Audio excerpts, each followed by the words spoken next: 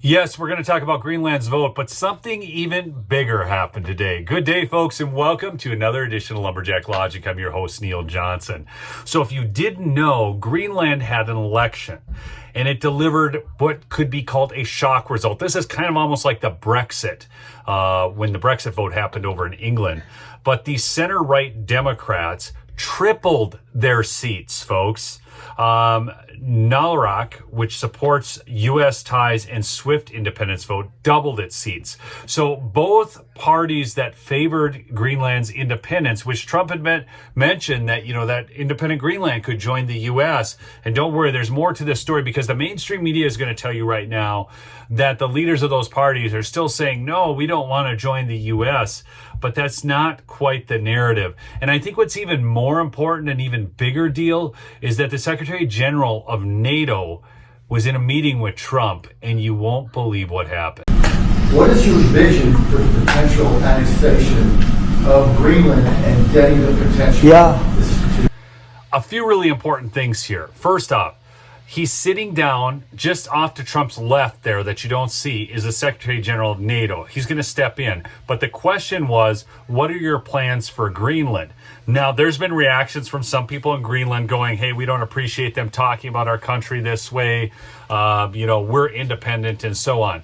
Look, Greenland only stands to benefit because America would invest in that, in the country of Greenland, which would then produce jobs for people of Greenland. So this idea is coming around, and I think it's going to come to pass, folks. Now, the other thing is, look at Trump sitting there taking questions every day. Did you ever see this with Biden? No. And the other thing Trump is going to do here is he's going to compliment the reporter for actually asking an intelligent question. Well, I think it'll happen, and I'm just thinking, I didn't give it much thought before, but I'm sitting with a man that could be very instrumental. You know, Mark, we need that for international security, not just security, international. We have a lot of our favorite players cruising around the coast, and we have to be careful. And we'll be talking to you. It's a very appropriate, really a very appropriate question. And there's an issue in the high north, so the Arctic. So what you did. So when it comes to Greenland, yes or not joining the US, I would leave that outside for me, this discussion, because I don't want to drag NATO in that. But when it comes to the high north and the Arctic, you are totally right. The Chinese are now using these routes. We know that the Russians are rearming. We know we have a lack of icebreakers. So the fact that the outside Russia, there are 7 Arctic countries working together on this under US leadership is very important to make sure that that region, that part of the world stays safe. And we know things are changing there, and we have to be there.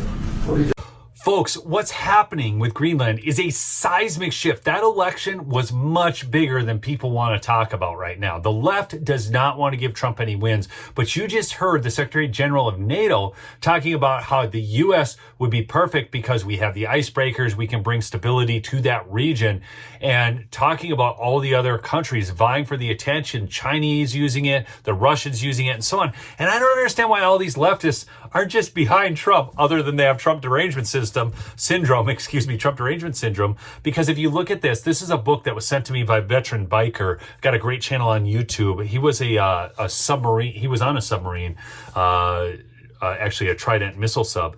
But this is Blind Man's Bluff. Okay, so if you want to get this book, but it's all about the Cold War and the naval intelligence and submarine operations. And I want you to look at this map. Okay, I don't know how well you can see this, but up here you have the Kara Sea, the Barents Sea, Kola Inlet, all this, and I can't pronounce these all quite right. But the bottom line is this is where Russia was building its subs. This is their big shipping yards, and they would send their subs out of there. And the route they would take was right through this Denmark Strait, which is right between Greenland and Iceland. It's critically important, okay? Now, people are trying to downplay this election, but it was huge because look at this. There was higher turnout than last time. And with higher turnout, listen to these numbers. So my understanding of this is there's 2 parties, this Democrat Party and the Nalrak Party.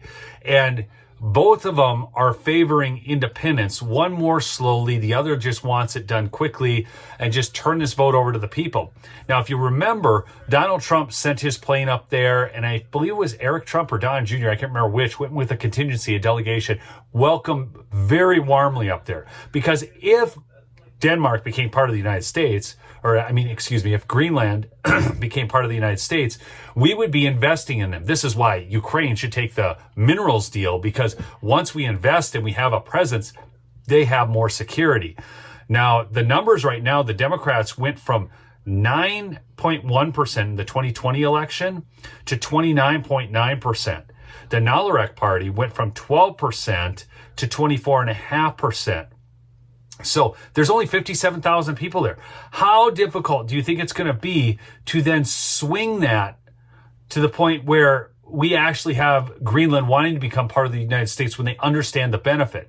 Because, on X and other people from Greenland are, no, you don't understand. These are the party that won the most just said no to the Trump. No, here's what's happening.